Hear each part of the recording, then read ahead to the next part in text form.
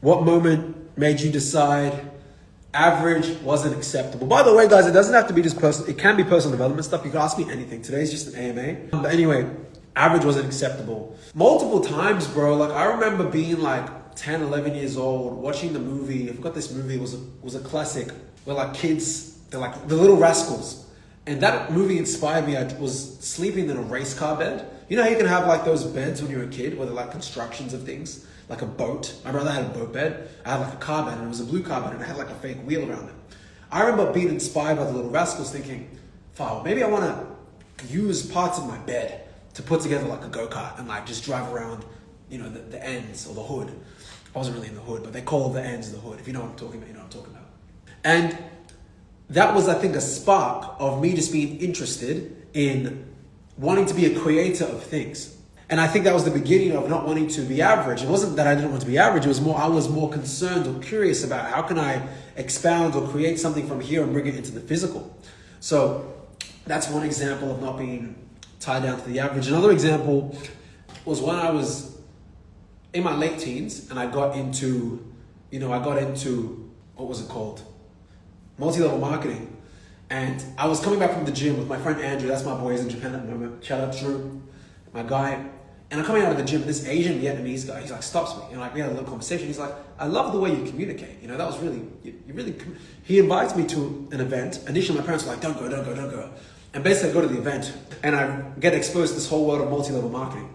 And they brainwash you into thinking you can become a millionaire.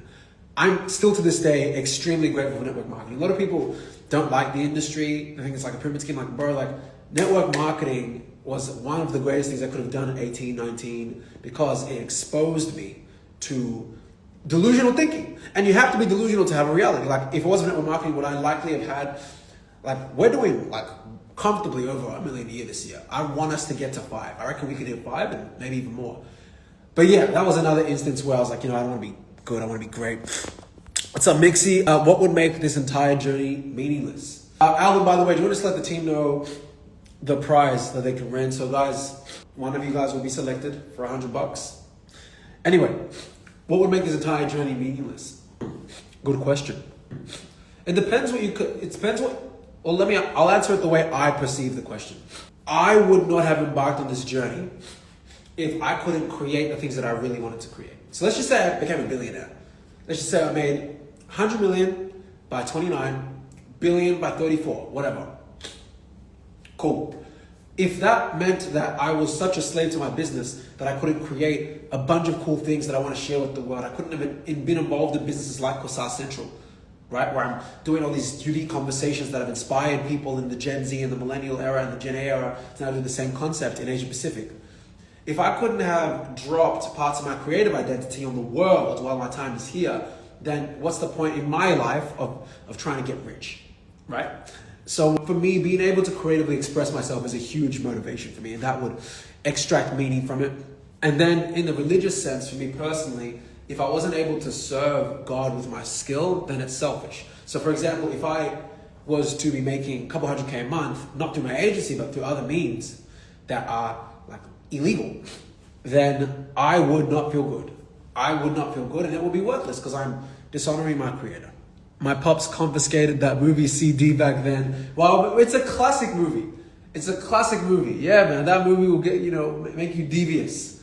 But yeah, I'm super grateful for experiences like that because, a lot of us, we don't really get to think big. One of the initial slogans of our agency back in 2019 was think big.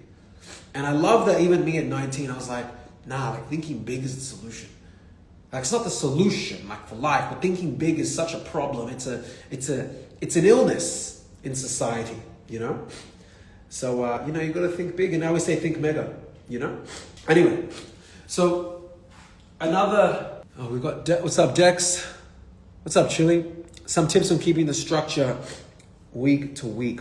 Humans tend to run towards reward and stay away from risk. Oh, by the way, guys, Albans just said stay till the end of the live for a $100 giveaway. So you guys want $100? One of you will be picked if you stay to the end of the live. So yeah, risk, reward. So for me, I am driven by risk, like pain. right? But for me, every time I close a deal, actually, I'm gonna show you guys. I'm going to show you guys how this works for me in real time. Because it is very important that you see me taking my own advice. Okay, perfect. So this is just for this week. So every time a deal gets closed, boom, I write the date, boom, boom, boom. So today we closed 2 deals. And that's just for new clients closed, like upsells and stuff. We don't really count that on that whiteboard. My back's been a bit stiff. I'm going to have to get a massage this weekend. So tips to stay in the structure, right? When I get to go to my whiteboard and I'm playing my song, Boss Man D-Lo, like another $2,000 a month deal, another $4K a month deal, another $1,500 a month deal, and I'm like just seeing, I'm like, okay, cool, boom. I'm getting reinforced multiple ways. I play music, I play my song, I write on the whiteboard, and if it's been a particularly good week, or if it's been the end of the month, maybe I'll go out to the club with some friends, or I'll have a drink, I'm gonna eat an expensive dinner, right?